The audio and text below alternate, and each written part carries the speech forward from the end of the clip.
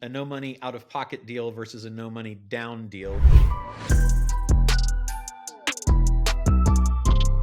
No money down is generally hard to come by any company that's worthwhile because you're really generally going to be expected by a seller to have some amount that's going to come to them in the form of cash in the beginning. So no money out of pocket is we're going to look to the assets of the company and other resources to fund what is needed for the seller as opposed to our own pocket. So in traditional investment banking circles, that would be a leverage buyout. A leverage buyout is we leverage by getting debt on collateralizable assets of the company to receive the amount of money we're going to pay the seller to sell us the company. So the seller has $500,000 worth of assets or $5 million worth of assets. We can borrow from lenders 80% of that. So we can get $4 million to pay the seller. The purchase price is $3.5 million. We use $3.5 million cash right off the bat, pay the seller off, and have $500,000 in working capital left over to work with.